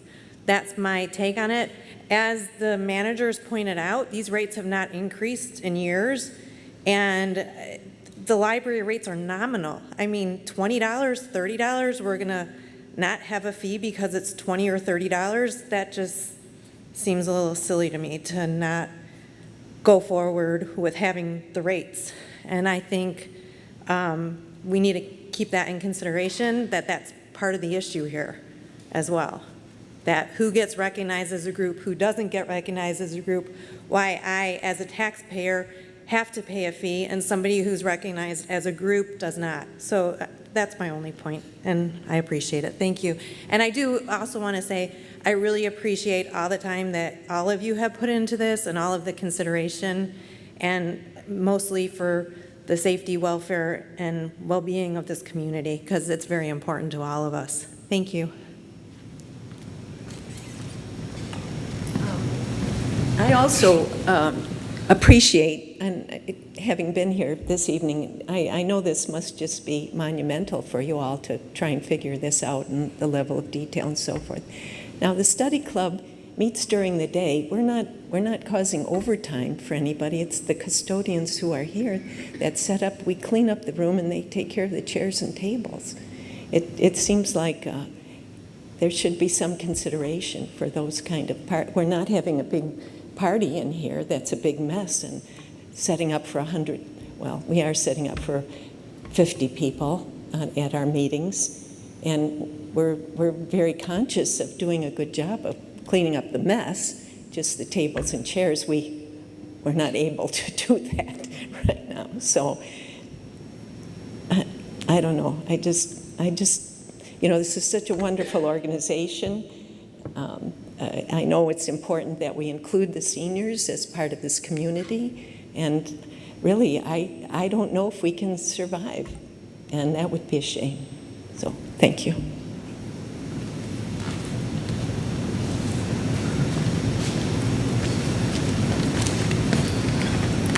Hi, Lori Lisi again. I just had all these ideas, and so I'm just going to throw them out. One, I don't know if there could be a different rate for day rates that might take care of some of these groups that have met recently when there's really not that big a push for the rooms, and that weekends or evenings are a different rate. I also had sort of tried to figure out the capacity of the room and like sort of the per person rate, and it would seem to me that that might be a way to look at how the rates in the multi-purpose room or the gym or half a gym compare to the library, because it seems to me the per person rate for the capacity of the room is much less at the library. I have gone to rooms where we do the setup ourselves.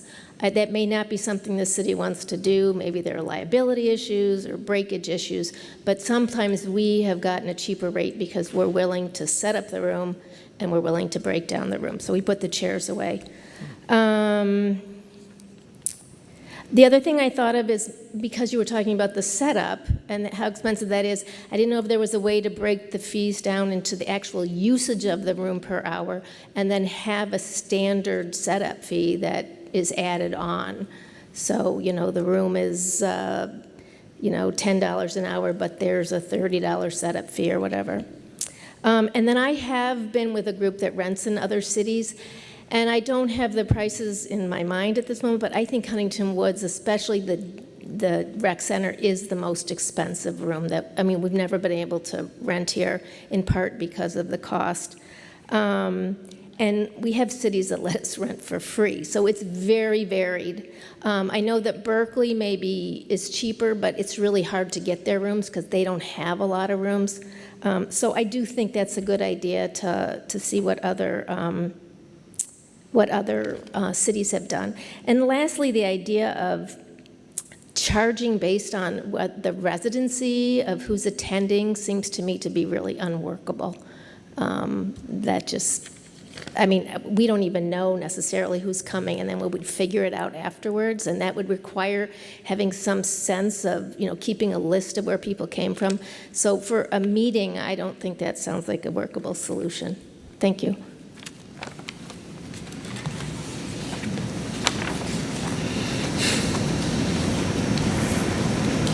Can't let it go unsaid. Gail Linden again. I appreciate all the time that you've put in, and I know that it's not going to be finished, and it's always going to be an ongoing kind of thing. I agree with Michelle that maybe we should look around and see what other rates are in other cities. I think to just go to the one, as I made my point before, to go to the one, rate of 5 hours, it just prices people out, and I really think that you're going to lose money at the rec center because people aren't going to be able to rent for a kid's birthday party or something like that. And other groups might want to have a speaker come in and they only need an hour. I think that your old schedule was okay. I see that you've lowered your rates when you get to 5 hours versus what it was 5 hours on the sliding scale. It used to be the full gym was $450 and the half gym was $400 and the multi-purpose was $375. And you went to $400, $300, and $250, and I liked that. I asked the question, in the 5 hours, where's the setup and the cleanup? Is that in the renter's time, or is that in your time in total that you're really not getting the room for 5 hours? It took you some time to set up, and it takes you time to take it down, and we don't. I think that probably your scale might be that you have a quick 30-minute in the multi-purpose room, you have an hour rate, an hour and a half rate, a 2.5, and a 5. And I've come up with some figures if you want to see it, but I think that it gives a breakdown for people having different uses for the room and makes it more affordable to do. Running a city is not an easy job, and running this rec center is not easy. The fact that the rec center has to be subsidized to the tune of $1 million, okay, and it could go into the general fund, doesn't necessarily mean that the residents have to pay to make it up by renting rooms, because I think the reality is you're going to lose rentals instead of make it up. Thank you.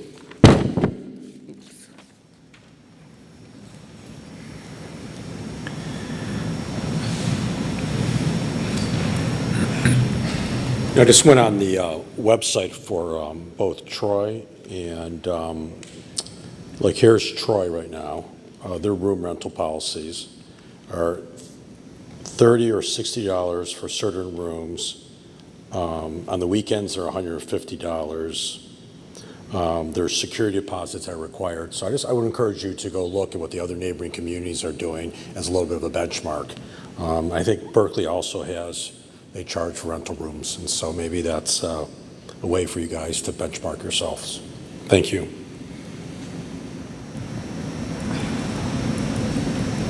Mr. Mayor, I'm prepared to withdraw my motion and instead introduce a motion to table this until the commission's August meeting.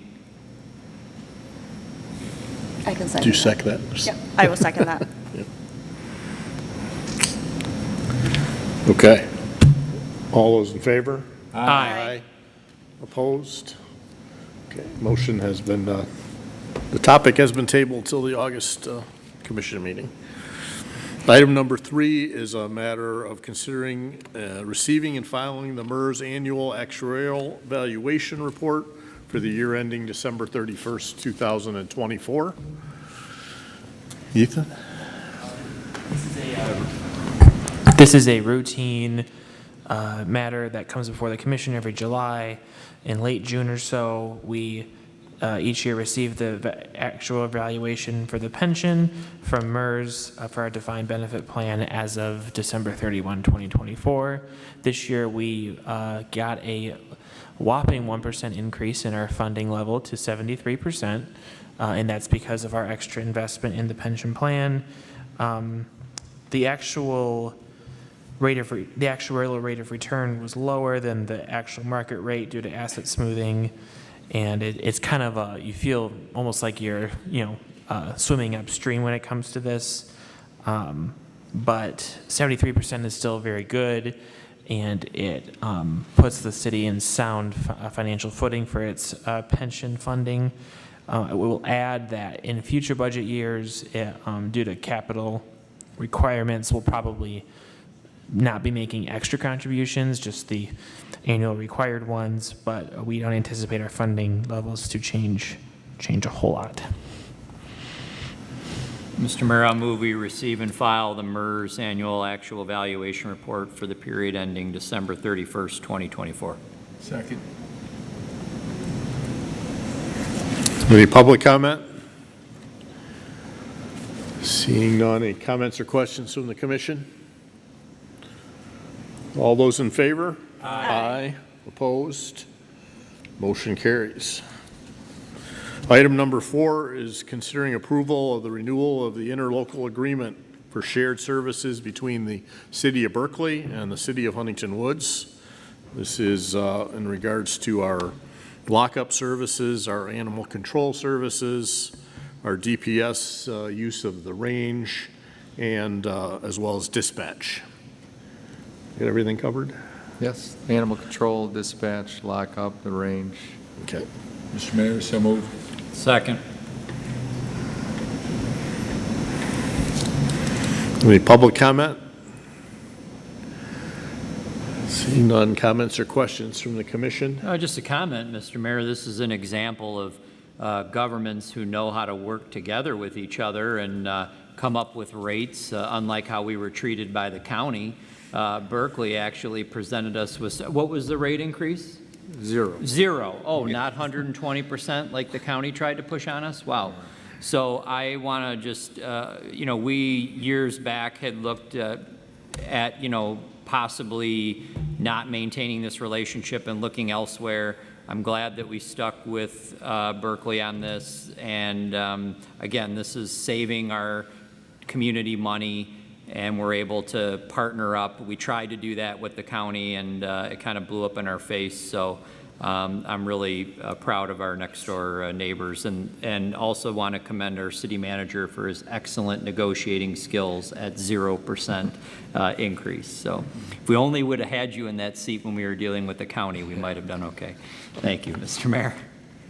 Mr. Mayor, I have just one comment too. I think this is a reflection of the positive relationship that the city manager previously in his role, now 2 roles, but as Chief of Public Safety, the positive relationships that you've built through the years with the City of Berkeley. So really wanted to commend you for that, and obviously reflected in the spirit of collaboration and keeping that 0% increase. Thank you, and I really appreciate Berkeley and Chief Kane and the administration over there. We do have an excellent relationship. We work real well together, and it's because of this mutual aid partnership in public safety that we exist the way that we do.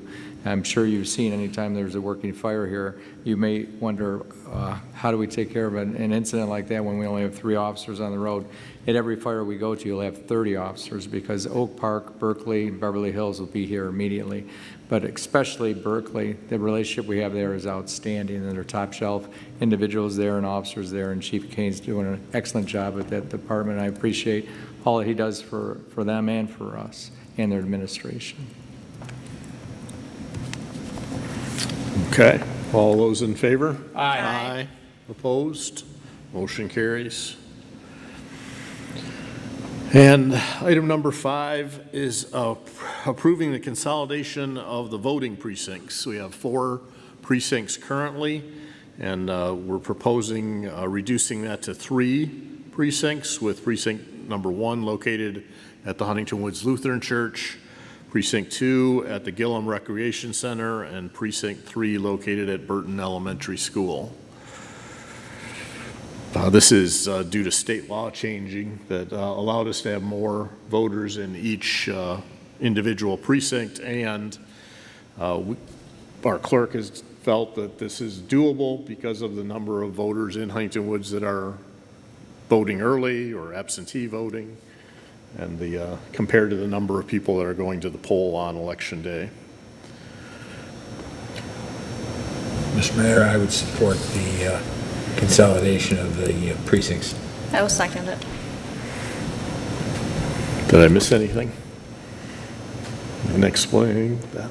Well, I mean, it's just the cost savings, because we do have to buy new equipment in 2027 at a tune of $15,000 a precinct, so that will save us some money reducing or eliminating one, so.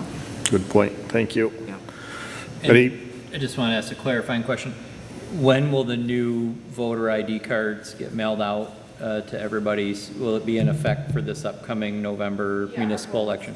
I have to work with the state, obviously, but our goal is in the next month to get those cards out and to our residents and promoted as much as possible. Excellent. Okay, thank you. Any public comment? I'm sorry if I'm getting tiring.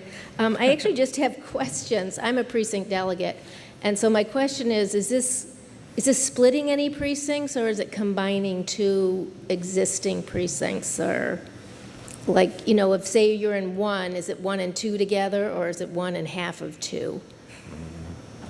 I'm just for the precinct delegate knowledge. We combine, like, I don't have. So 2 and We have the map. I 2 combined and 3 combined, I think, according to the map, Heidi. Yeah, So I- and the maps, I can get you.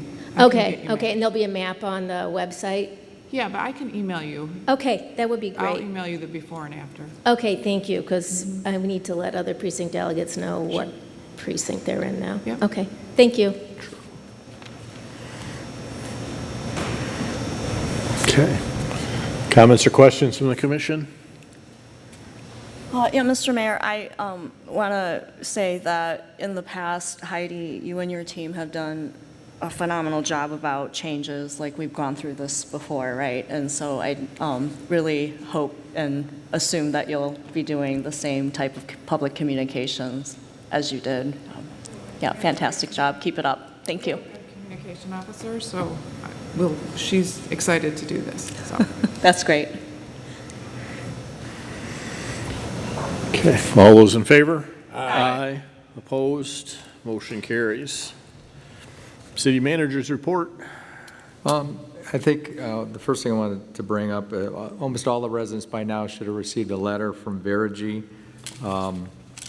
and HydroCorp in regards to the new meters. They do have ID when they come to your home. Initially, they'll be putting the pads for the new water meters at your home, so they don't have to enter the home. And if you read the letter, you'll have to make an appointment at some point where they'll enter the home and put a new meter. What's nice about the new meters is the employees now will be able to just drive a car down the street and read all your meter readings, and not to mention that your water rates will be extremely accurate, so it'll be a benefit to you also. So if you do see them, obviously they'll be coming in the near future, just like they said in regards to the letter. So also Newport construction's on schedule. It should be completed in late September. Scotia will be completed mid to late August. You're going to be giving a 1 week notice, though. It's going to be 3 days when you cannot drive on Scotia. We're going to give you notice when that occurs, because when you go to the rec center or go to the pool, you're going to have to come from west of Scotia, unfortunately, for those 3 days and walk up to the pool. But it'll only be those 3 days. After that, it'll be completely done. Everything will be opened up. The traffic light project's well on its way also. That's scheduled to be completed in late September also. And then several landscape projects throughout the city are still being done. The library is one of them. We're going to take care of a lot of the weeds that are grown there. And unfortunately, my fire inspector noted that the large pine tree that's up against the building, unfortunately, it's up against the building and under the eaves. And God forbid if it gets struck by lightning, that's why that has to be removed. So if anybody wonders why we're cutting down that tree, it's a fire hazard. So that'll come down, but rest assured that that area I'm looking at to make sure we'll get with the garden committee to make sure that we put another tree away from the building there, and then put grass in there and re-landscape that real nice. So that'll be coming the end of this fall. We'll have that done. And that's it. Thank you. Are there any questions from the city commission for the city manager? Commissioner comments? Mayor Pro Tem Olsman. No comments tonight, thank you. Commissioner Rozelle. No comments. Commissioner Elter. I just have one comment. Again, it's to, I want to say thank you to the city manager. There were a few issues, more than a few issues, that I heard from residents as well as lifeguards at the pool this summer. And without making the laundry list here, he's all over it. Really appreciate the quick action and look forward to getting all of those things addressed very soon. But thank you. And I'll just throw out a quick thanks to the Parks and Rec committee here, all the staff that did such a great job on the 4th of July. A lot of things going on that week, and it was a great celebration as always in Huntington Woods. And a special thanks to our city manager, who is dedicated enough to work here tonight even though it's his birthday. So happy birthday.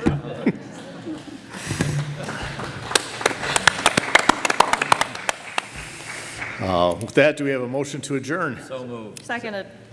All those in favor? Aye. Aye. Opposed? Motion carries. Meeting adjourned.